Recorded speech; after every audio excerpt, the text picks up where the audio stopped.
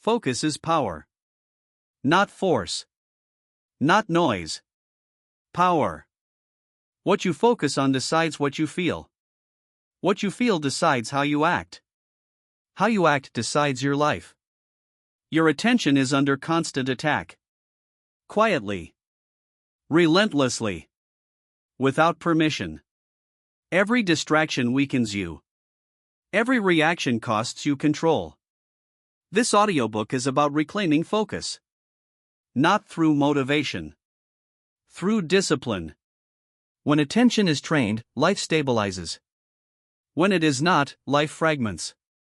Focus is power. And power can be cultivated. Reaction is the default state of the undisciplined mind. Most people live this way without realizing it. They wake up reacting. They move through the day reacting. They end the day exhausted, but unsure why. Something happens. A message arrives.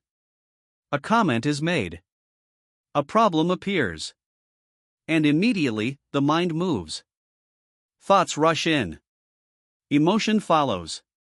Action happens before clarity. That is reaction. Reaction feels normal because it is common. But normal does not mean effective. Normal does not mean powerful. Every reaction hands control to something outside you. A person. A situation. A memory. A fear. The moment you react, you are no longer leading. You are responding to a pull you did not choose. You have a choice. Most people never see it. They believe reaction is automatic. They believe emotion just happens.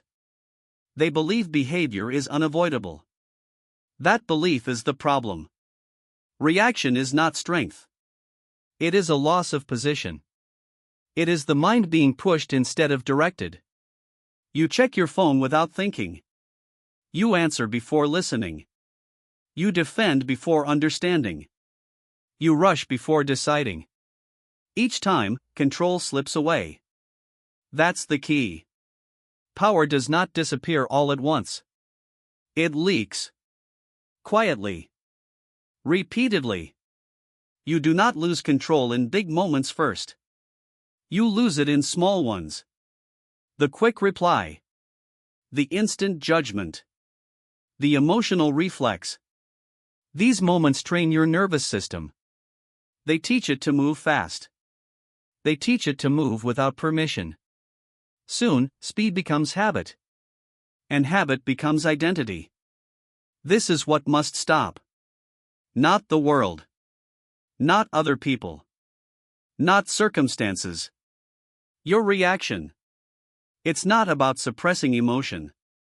It's about discipline. Emotion will always arise. That is human. What matters is what you do next. Most people confuse intensity with effectiveness. They believe fast responses show competence. They believe emotional expression shows honesty. It does not. It shows a lack of control. Stillness is not weakness. It is a trained behavior. It is the pause that creates leverage. When you do not react immediately, something important happens. Space appears. In that space, you regain authority. You see options. You choose direction. Without space, there is only momentum. And momentum does not care where it takes you. You don't need their permission to pause. You do not need approval to think. You do not need validation to stay silent. Most reactions are attempts to protect something fragile. An image. An ego. A fear of losing status. When you react, you reveal the trigger. You show exactly where control can be taken. Calm presence removes that access. This is a skill. And like any skill, it is trained. You train it by delaying response. Not forever. Just long enough to break the reflex. A breath. A count. A moment of observation. This is not passive. It is strategic. Stillness allows the emotional wave to pass. Emotion always peaks and falls. Reaction locks you into the peak. Pause lets the system settle. That's the key. You do not eliminate emotion. You outlast it. Most poor decisions are made at emotional height. Anger, excitement, anxiety. Control is built at emotional neutrality. You start small. You practice with low stakes. Messages. Minor frustrations. Interruptions. Each time you pause instead of reacting, you strengthen control. This is discipline in action. You are not trying to win the moment. You are training the system. Over time, something changes. The urge to react weakens. Clarity arrives faster. Confidence stabilizes. You begin to respond instead of react. Response is chosen. Reaction is automatic. Response reflects intention. Reaction reflects conditioning. You have a choice. You always have a choice. But choice only exists if you create space for it. It's not about being calm to look calm. It's about being calm to remain in control. Stillness is where power consolidates. It is where outcomes are shaped. The world will continue to push. That will not change. What must change is your relationship to the push. Reaction hands control away. Response keeps it. This chapter is not about becoming slow. It is about becoming deliberate. Speed without direction is noise. Direction without calm is unstable. Power begins the moment reaction ends. You learned how reaction steals control. Now it's time to understand where control is rebuilt. Attention is finite. This is not a motivational idea. It is a constraint. A limit you operate under whether you respect it or not. Every day, you wake up with a fixed amount of attention. You do not get more by trying harder. You do not get more by being busy. You only decide how it is spent. Most people never decide. They allow their attention to be taken. Notifications. Conversations. Thought loops. Unfinished tasks. Each one pulls. Each one fragments. By the end of the day, they feel drained. Not from effort.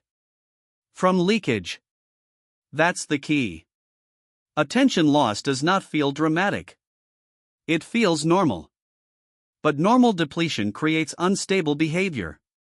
When attention is scattered, judgment weakens. When judgment weakens, emotion takes over. When emotion leads, discipline disappears. This is why most people struggle with consistency. Not because they lack motivation. Because they lack attentional control. You have a choice. You can continue letting your attention be divided. Or you can start treating it as a limited resource. Finite means expensive. Finite means valuable. Finite means protected. Every unnecessary input has a cost. Not later. Immediately. You check something real quick. Your focus breaks. Your nervous system resets. You return to the task, but not fully. A part of your attention is still elsewhere. This is how fragmentation works. Multitasking is not efficiency. It is controlled distraction. The mind cannot fully attend to multiple targets. It switches.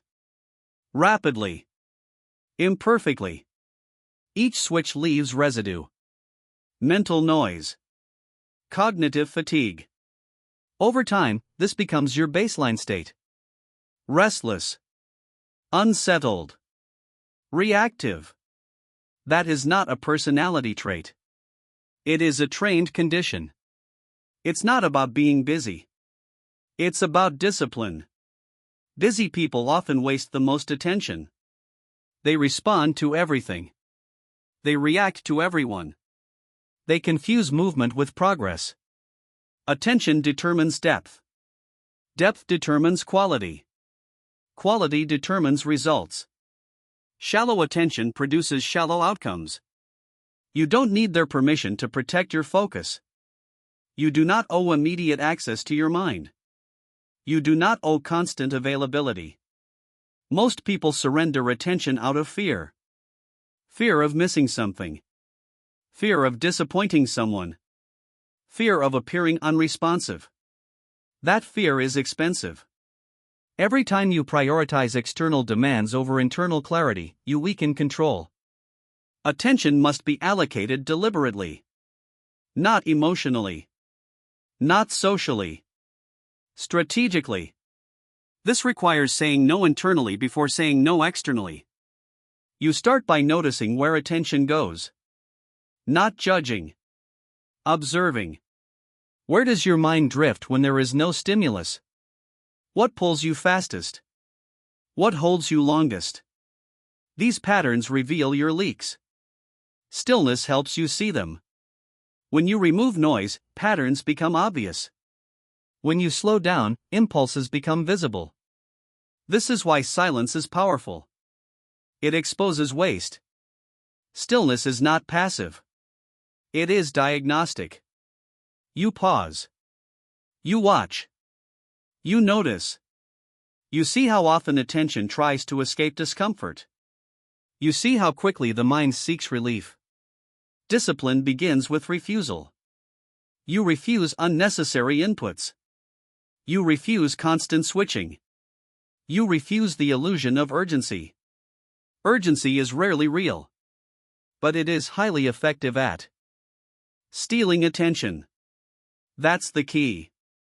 Urgency bypasses judgment. When something feels urgent, you stop choosing. You react. This chapter builds on the last one. Reaction loses control. Fragmentation weakens it further. A scattered mind cannot stay calm under pressure. It cannot hold direction. It cannot sustain effort. This is why focus must be trained before pressure increases. You do not wait for chaos to practice control. You build it in calm conditions. Short periods of sustained attention. One task. No interruption. At first, it feels uncomfortable. The mind resists. It seeks stimulation. That discomfort is not a signal to stop. It is proof that training has started. You are reversing a pattern. Over time, attention stabilizes.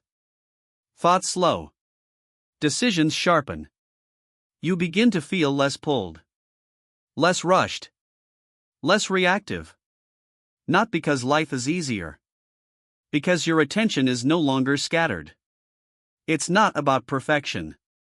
It's about consistency. You will lose focus sometimes.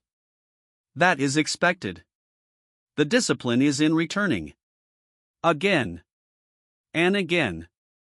Attention goes where you allow it. Power follows. When attention is protected, emotion settles. When emotion settles, action becomes deliberate. This is control in practice. Finite attention demands standards. What is allowed in? What is kept out? Without standards, attention is consumed by default. You have a choice. You can spend attention reactively. Or you can invest it intentionally. One leads to exhaustion. The other leads to stability. Attention is finite.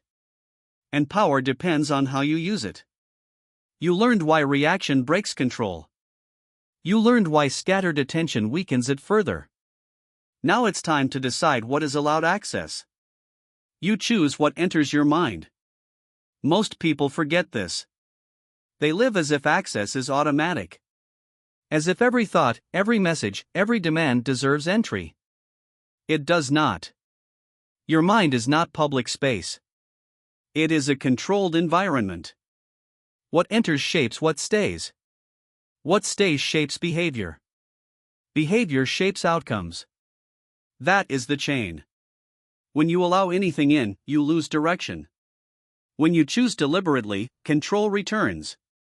Most mental instability comes from poor filtering. Too many inputs. Too little selection. Information arrives constantly. Opinions, news, noise. Without standards, it all gets through. That's the key. If you do not decide what enters, something else will decide for you. You have a choice.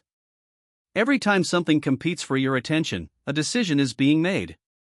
Either consciously or by default. Default decisions favor urgency. They favor novelty. They favor emotion. They do not favor discipline. Choosing what enters is not avoidance. It is prioritization. You are not hiding from reality. You are structuring it. Most people mistake openness for strength. They believe taking everything in makes them informed. It does not. It makes them unstable. A stable mind is selective. It does not chase every signal. It does not respond to every stimulus. It waits. It evaluates. Then it decides. You don't need their permission to ignore something. You do not need approval to disengage. You do not owe your attention to noise. This applies externally and internally. Not every thought deserves engagement. Not every feeling deserves expression. Thoughts arise constantly. Many are repetitive. Many are unproductive. Some are purely reactive. If you follow them all, you become scattered. Selection begins with awareness. You notice the impulse. You do not obey it immediately. That pause is where control lives. It's not about suppression. It's about discipline. You are not fighting the thought. You are choosing not to feed it. Attention feeds growth. What you attend to expands. This is why certain worries grow stronger. They are repeatedly entertained. Repeatedly analyzed. Repeatedly rehearsed. You stop that by refusing entry. Refusal is an active skill. Externally, it looks like boundaries. Internally, it looks like restraint. You do not check everything. You do not answer immediately. You do not engage with every emotional pull. This reduces volume. It restores clarity. Most people feel overwhelmed because their mental door is always open. No screening. No filter. No standards. Everything enters. Nothing settles. Stillness helps you rebuild the filter. In quiet moments, you see what tries to rush in. Old worries. Old habits. Unresolved loops. This is valuable information. Stillness is not passive. It reveals patterns. You begin to see what consistently disrupts focus. What destabilizes mood. What pulls you off course. Those are the first things to limit. It's not about eliminating everything. It's about choosing carefully. You start by reducing obvious noise. Unnecessary notifications. Background media. Constant updates. These are not harmless. They train distraction. Next, you reduce reactive engagement. Arguments you do not need. Opinions that change nothing. Emotional exchanges that drain energy. Each refusal strengthens discipline. That's the key. Discipline grows through small denials. You deny access to what weakens you. You allow access to what stabilizes you. Over time, this changes how the mind operates. The mind learns it will not be indulged endlessly. It becomes quieter. More cooperative. You have a choice. You can continue allowing entry based on impulse. Or you can set standards. Standards are not rules imposed from outside. They are decisions you enforce internally. What information is worth processing? What conversations are worth entering? What thoughts are worth exploring? Everything else waits. Or leaves. This creates mental order. With order comes calm. With calm comes precision. Your responses improve because fewer things are competing. Your emotions settle because there is less stimulation. Your attention deepens because it is not constantly interrupted. It's not about control for its own sake. It's about alignment. When fewer things enter, what matters stands out. This chapter is about ownership. You own the gate. You decide access. Without ownership, attention is consumed. With ownership, attention is invested. That investment compounds. You begin to feel less pressured, less rushed, less reactive. Not because the world is quieter. Because you are more selective. You learned that attention is finite. You learned that reaction loses control. Now you understand that access determines stability. Next, you must learn how to remove what is already inside. Noise is not neutral. It trains the mind whether you notice or not. Constant sound. Constant input. Constant interruption. Most people live inside it all day. Music playing. Videos running. Messages arriving. Background commentary everywhere. They call it normal. They call it harmless. It is neither. Noise fragments attention. It accelerates thought. It weakens emotional control. A mind exposed to constant noise cannot settle. It never fully rests. It never fully focuses. That's the key. Noise keeps the nervous system slightly activated at all times. When the system is always active, calm becomes unfamiliar. Stillness feels uncomfortable. Silence feels wrong. This is learned behavior. You have a choice. You can continue filling every quiet moment. Or you can reclaim silence intentionally. Silence is not empty. It is functional. Silence removes stimulation. It slows internal speed. It restores baseline control. Most people avoid silence because it reveals things. Thoughts they have been avoiding. Feelings they have been numbing. Noise is often used as cover. But avoidance has a cost. What is avoided does not disappear. It accumulates. Silence brings it forward. Not to overwhelm you. To be processed. This is why silence feels heavy at first. The backlog surfaces. That discomfort is temporary. It is the system recalibrating. Stillness is not passive. It is corrective. You do not need their permission to turn things off. You do not owe constant availability. You do not need noise to function.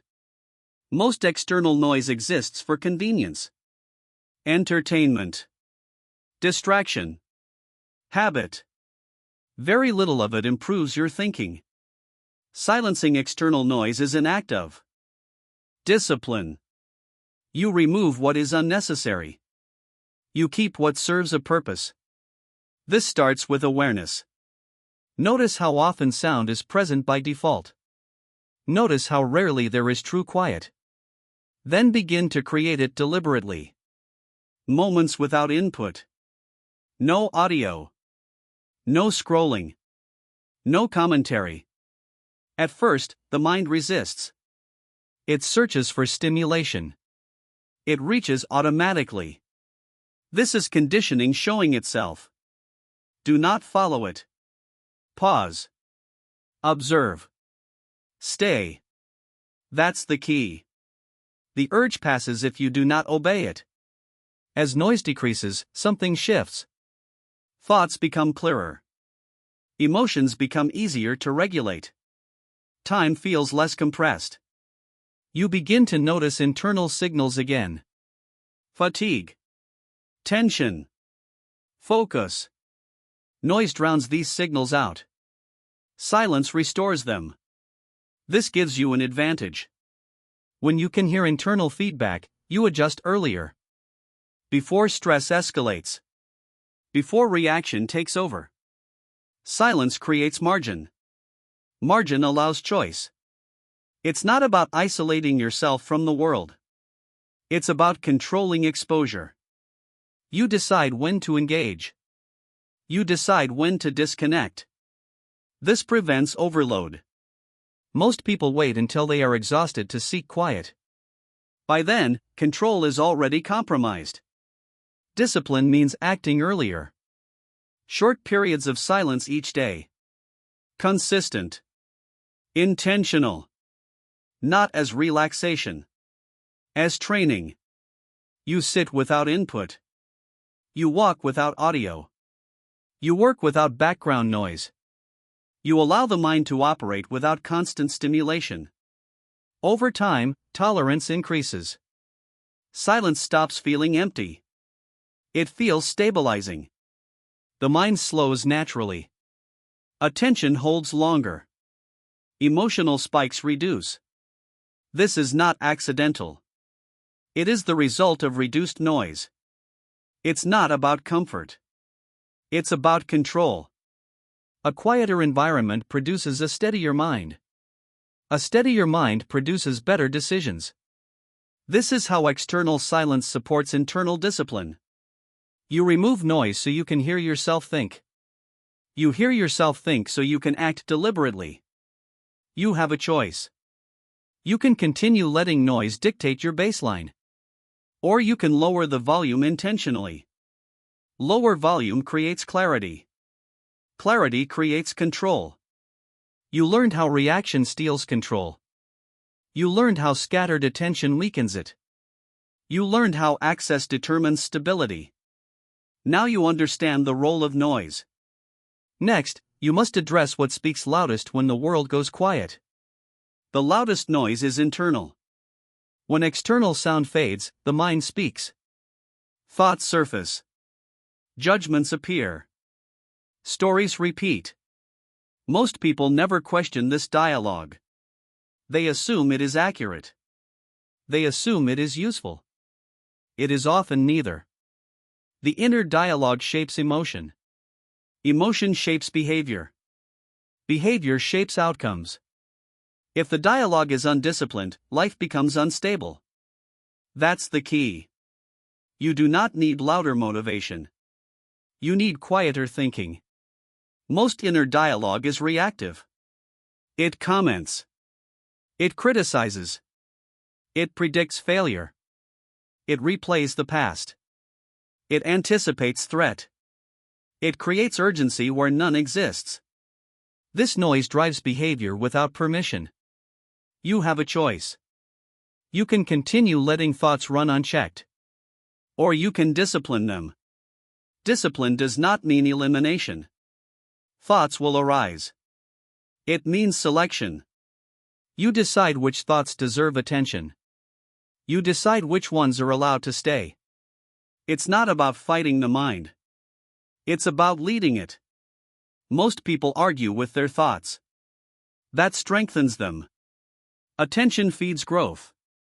What you engage with expands. Discipline means disengagement. You notice the thought. You do not follow it. This requires stillness. In stillness, you see patterns. The same concerns. The same doubts. The same mental loops. These loops are familiar. They feel convincing. But familiarity is not truth. You don't need their permission to let a thought pass. You do not need to explain yourself. You do not need to resolve everything immediately. Most harmful thoughts demand urgency. They push for instant resolution. They pressure you to act. Urgency is a tactic. That's the key. Thoughts that rush you are rarely wise. You slow the process by refusing to respond immediately. Pause. Observe. Label. This is planning. This is worry. This is self-criticism. Labeling creates distance. Distance restores control. Stillness is not passive. It is corrective. When you stop reacting to thoughts, their intensity drops. They lose momentum. They dissolve on their own. This is discipline in practice. It's not about positivity. It's about precision. Positive thinking without control is still distraction. Negative thinking with control loses power. The goal is clarity. Clear thinking produces calm emotion. Calm emotion supports deliberate action. Most emotional instability starts as unchecked thought. You replay conversations. You imagine outcomes. You rehearse conflict. The body reacts as if it is real. Discipline interrupts this loop. You do not entertain mental rehearsals. You do not replay what cannot be changed. You do not simulate threats endlessly. You acknowledge. Then you redirect. Redirecting is a skill. You bring attention back to the present task. Back to physical sensation. Back to what is directly in front of you. This anchors the mind. Over time, the inner dialogue changes. Not because you forced it. Because you stopped rewarding noise. The mind learns that excessive commentary is ignored. It becomes quieter. More functional. You have a choice. You can let thoughts dictate your state. Or you can train the mind to serve you. It's not about emotion. It's about discipline. Discipline creates freedom from internal chaos. When the inner dialogue is calm, pressure loses power. You think clearly. You respond deliberately. This is where stillness becomes an advantage. A disciplined inner dialogue supports everything else. Focus lasts longer. Attention holds steadier. Reaction decreases. This chapter builds internal order. Without it, external discipline fails. You learned how to reduce external noise. Now you have learned how to reduce internal noise. Next, you must learn how to relate to emotion itself. Emotion is not the enemy. But it is not the leader. Most people confuse feeling with command. They feel something. They act on it. That pattern controls their life. Emotion is information. Nothing more. It signals change. It signals pressure. It signals desire or resistance. It does not decide behavior. That's the key. Emotion informs. Discipline decides. When emotion leads, control disappears. When discipline leads, emotion settles. You have a choice. You can continue obeying emotional pull. Or you can learn to detach from it. Detachment does not mean suppression. It does not mean denial. It means distance. Distance creates clarity. Most emotional reactions happen too close. The feeling arises. The mind fuses with it. Action follows immediately. No space. No evaluation. No control. Detachment introduces space. You notice the emotion. You name it. You do not move with it. This pause is not hesitation. It is leadership. Stillness is the bridge. Stillness allows the emotional wave to pass without dragging you with it. Every emotion has a lifespan. It rises. It peaks. It falls. Reaction locks you into the peak. Detachment lets the cycle complete. This is a trained behavior. At first, the pull feels strong. The urge to act feels urgent. The body demands release. You do not obey. You stay present. You breathe. You observe. That's the key. You do not need to discharge emotion to survive it. Most people act because they want relief. Not because the action is correct. Relief is temporary. Consequences last longer. Detachment trades short-term relief for long-term control. You don't need their permission to stay composed. You do not need approval to remain calm. You do not need validation to hold your ground. Strong emotion often comes from threatened identity, ego, expectation, attachment. When something challenges these, emotion spikes. Detachment breaks the identification. You are not the emotion. You are the observer of it. This changes everything. Observation slows the system. Slowing restores choice. It's not about being cold. It's about being accurate. Accuracy requires distance. When emotion runs high, perception narrows. Details are missed. Options disappear. Detachment widens perspective. You see more. You decide better. This is why calm people outperform emotional ones under pressure. They are not less human. They are more disciplined. Emotion without discipline is volatility. Discipline without emotion is rigidity. The balance is control. You allow emotion to exist. You do not allow it to drive.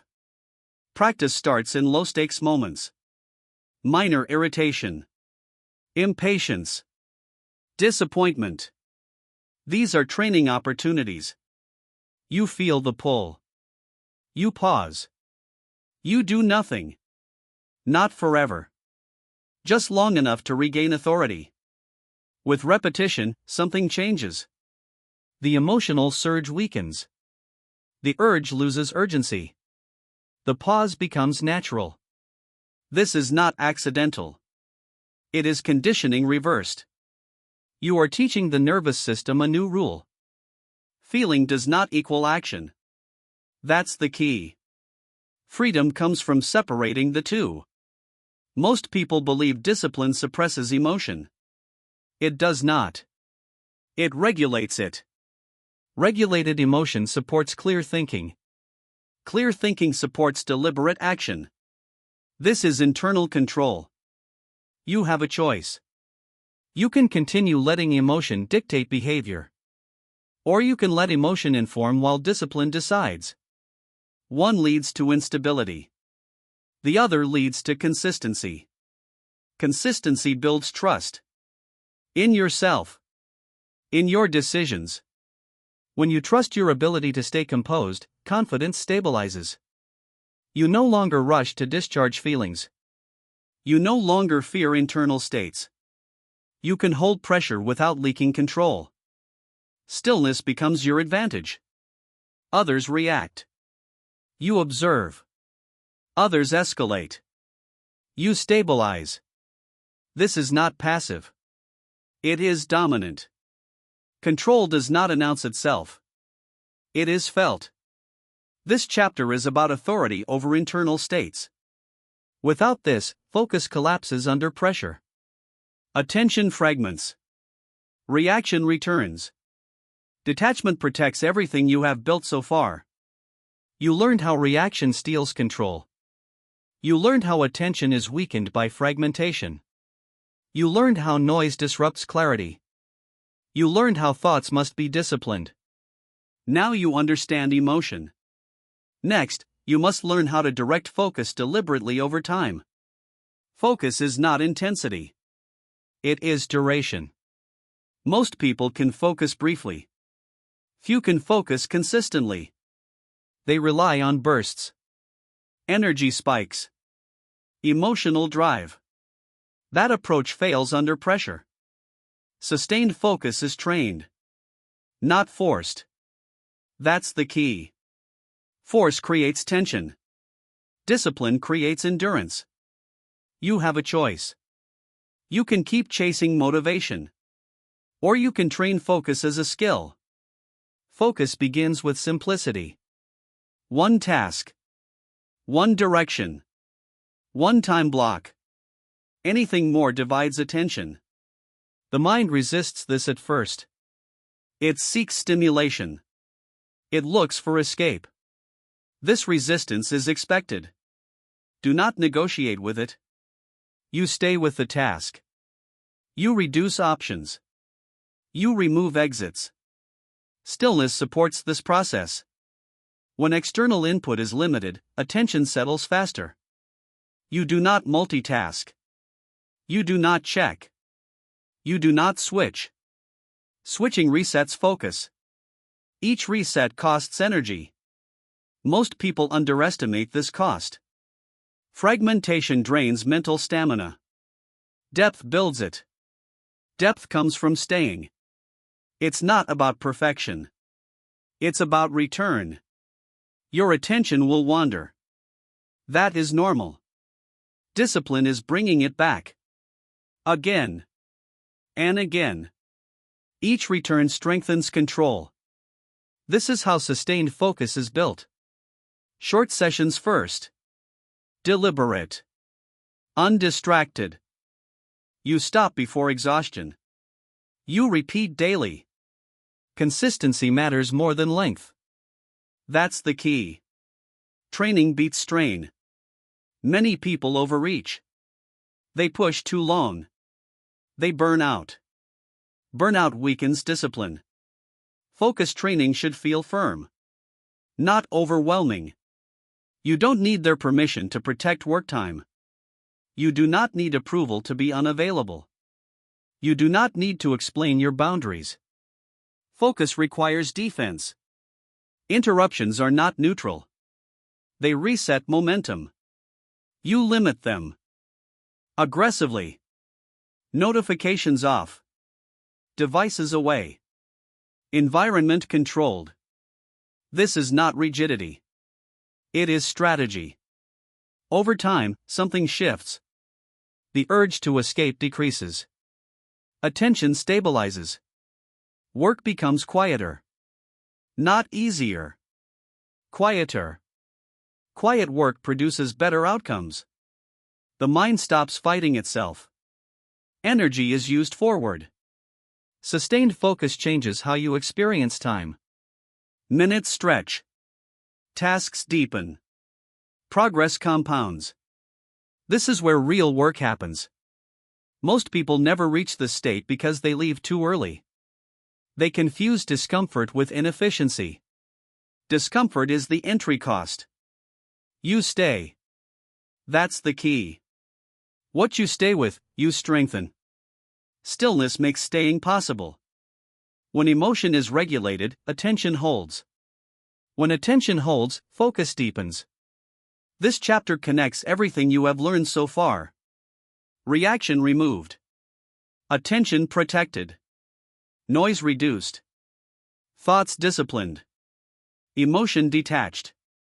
Now focus can be trained properly. You have a choice.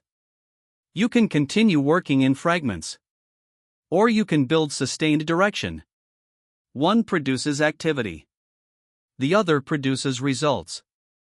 Sustained focus is not glamorous. It is quiet. It is controlled. And it is powerful. You have learned how to hold attention. Now you must learn how to stop leaking it. Most attention is not lost at once. It leaks. Small interruptions. Minor switches. Unfinished thoughts. Each one seems harmless. Together, they drain power. Mental leakage is the silent enemy of focus. That's the key. You cannot build control while attention is leaking. Leakage happens when tasks are left open. When thoughts are unresolved. When switching becomes habitual. The mind keeps track of unfinished business. Even when you are not aware of it. This creates background tension. You feel restless without knowing why. You feel busy without progress. You feel tired without effort. That is leakage. You have a choice. You can continue allowing small drains. Or you can seal them deliberately. Multitasking is the largest leak. The mind does not divide attention. It fragments it. Each fragment holds less power. Each switch leaves residue. Residue is mental noise. Noise reduces precision. Precision requires containment. You work on one thing. You finish it. Then you move on. Not halfway. Not partially. Fully. Completion seals the loop. Open loops pull attention even when you walk away. This is why lists matter. Writing captures unfinished tasks. It frees the mind. You do not carry everything mentally. That's the key. What is captured stops leaking. You don't need their permission to work sequentially. You do not need approval to slow transitions. You do not need validation to finish before starting. Most people leak attention through constant checking. Messages, updates, feeds. Each check resets focus. Even if it takes seconds, the recovery takes longer. This creates a false sense of productivity. Movement without depth. Eliminating leakage means reducing entry points. You decide when information comes in, not the other way around. Scheduled review. Controlled access. Intentional engagement. This is discipline applied to structure. Another source of leakage is rumination. Replaying conversations. Rehearsing outcomes. Simulating problems. These loops drain attention continuously. They feel active. They produce nothing. You stop them by naming them. This is replay. This is speculation. Then you disengage. Stillness makes this possible. In stillness, you notice leakage sooner. You feel the pull. You cut it off. This is not suppression. It is containment. Containment preserves energy. Energy directed is power. Mental leakage also comes from overcommitment. Too many obligations. Too many promises. Too many priorities. When everything matters, nothing holds focus. Reduction restores control. You remove low-value commitments. You renegotiate expectations. You simplify. This is not failure. It is strategy. That's the key. Power requires limits. Limits protect attention. Without limits, discipline collapses. You have a choice. You can continue bleeding attention slowly. Or you can seal the leaks. Sealing leaks feels subtle. But the effect compounds. Focus lasts longer. Fatigue decreases. Decisions sharpen. You feel steadier without trying harder. This is efficiency without strain. You learned how to train sustained focus. Now you know what undermines it. Next, you must learn how to hold control when pressure rises. Pressure reveals everything. It does not create weakness. It exposes it. When pressure rises, habits surface. Old reactions return. Attention scatters. Emotion pushes. This is where most discipline fails. That's the key. Control built in calm is tested under pressure. Many people believe pressure demands speed. Immediate response. Instant decision. That belief is costly. Pressure compresses time perception. It creates urgency. It narrows vision. If you move faster here, you lose accuracy. Stillness under pressure is not natural. It is trained. You have a choice. You can let pressure dictate behavior. Or you can use pressure as a signal to slow down. Slowing down under pressure feels counterintuitive. That is why it works. When others rush, calm creates advantage. Stillness does not mean inactivity. It means controlled action. You pause. You assess. You decide. Most people skip the pause. They feel the surge. They act to relieve it. Relief is not resolution. Pressure often triggers emotion. Fear. Anger. Urgency. These emotions demand movement. Discipline demands restraint. It's not about courage. It's about discipline. Courage without control becomes recklessness. Stillness creates space. Space restores choice. That's the key. Choice disappears when pressure is obeyed. Under pressure, attention wants to fragment. Multiple threats. Multiple demands. You counter this by narrowing focus. One priority. One action. One step. You do not solve everything at once. You stabilize first. Stability precedes solution. This is why trained professionals slow down in emergencies. They reduce variables. They control breathing. They follow process. Process holds under pressure. Emotion does not. You don't need their permission to pause when things intensify. You do not need approval to take a breath. You do not need validation to stay composed. Pressure often comes from expectations, deadlines, judgment, fear of outcome. These pressures are mental. They feel real.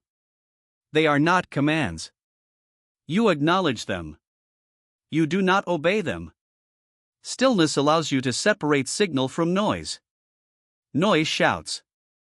Signal is quiet. Under pressure, the loudest input is rarely the most important. You must listen deliberately. This requires bodily control. The body reacts before the mind. Heart rate rises. Breathing shortens. Muscles tense. You intervene here. Slow the breath. Relax the jaw. Lower the shoulders. This is not relaxation. It is regulation. Regulation keeps the mind online. That's the key. A regulated body supports a disciplined mind. Without this, thinking degrades. Pressure also tests commitment. When things get hard, the mind looks for escape. Shortcuts. Excuses. Justifications. Stillness blocks escape. You stay present. You stay with the task. You do not seek relief through distraction. This is uncomfortable. That is expected. Discomfort under pressure is not a signal to stop. It is a signal to stabilize. You have a choice. You can let discomfort push you. Or you can let discipline anchor you. Anchoring is an active process. You return attention to what you can control. Your breath. Your posture. Your next action. You ignore what you cannot control. This prevents overwhelm. Most overwhelm comes from trying to control outcomes. Outcomes are not controllable. Process is. Stillness shifts focus from outcome to process. This reduces emotional load. When pressure is sustained, fatigue appears. Mental fatigue. Emotional fatigue. This is where leaks return. Old habits try to resurface. Checking. Complaining. Reacting. You catch this early. You do not negotiate with pressure-induced impulses. You acknowledge them. Then you return to structure. Structure holds when willpower fades. That's the key. Discipline outlasts emotion. Pressure is unavoidable. Life will apply it repeatedly. The goal is not to eliminate pressure. It is to remain stable inside it. Stability creates credibility. With others. With yourself. When you know you can stay composed under pressure, fear loses leverage. You stop rushing. You stop overreacting. You stop second-guessing. Confidence becomes quiet. This chapter is about resilience. Not toughness. Not endurance. Control. Control under pressure is the result of everything you have practiced so far. Reaction removed. Attention protected. Noise reduced. Thoughts disciplined. Emotion detached. Focus sustained. Leaks sealed. Pressure tests the system. Stillness keeps it intact. You learned how to eliminate leakage. Now you understand how to hold control when stakes rise. Next, you must make this level of control non-negotiable. Standards decide outcomes. Not intentions. Not goals. Standards. What you tolerate becomes your baseline. What you repeat becomes normal. Normal becomes identity. That's the key. If focus is optional, control will always fail under pressure. Most people treat focus as situational. They focus when they feel like it. When conditions are ideal. When motivation appears. That approach produces inconsistency. Focus must become a standard. A non-negotiable. You have a choice. You can continue treating attention as flexible. Or you can enforce it deliberately. Standards remove negotiation. When focus is a standard, you do not debate distractions. You do not weigh options. You do not ask how you feel. You act according to rule. Rules protect energy. Without standards, every moment requires a decision. Decisions drain willpower. Drained willpower collapses discipline. Standards simplify behavior. This is why high performers appear calm. They are not constantly deciding. They are executing predefined rules. Focus as a standard means certain things are automatic. You do not check everything. You do not react immediately. You do not allow constant interruption. Not because you are rigid. Because you are precise. Precision requires limits. Most people fear standards because they feel restrictive. They associate rules with loss of freedom. The opposite is true. Standards create freedom from chaos. Freedom from impulse. Freedom from distraction. It's not about control over others. It's about control over yourself. That's the key. Self-control is built through self-enforced standards. You don't need their permission to have standards. You do not need approval to protect your focus. You do not need validation to say no internally. Standards apply even when no one is watching.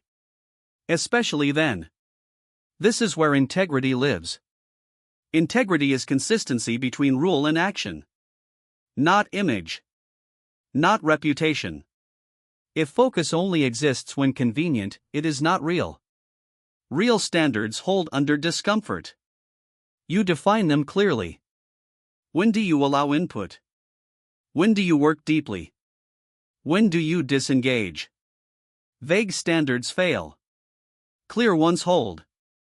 For example, no reactive responses when emotional. No multitasking during focused work. No unnecessary noise during thinking time. These are not preferences. They are rules. Rules reduce friction. Once set, you stop revisiting them. This conserves attention. Attention conserved becomes power.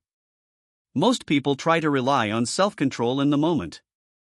They try to resist temptation repeatedly. That is inefficient.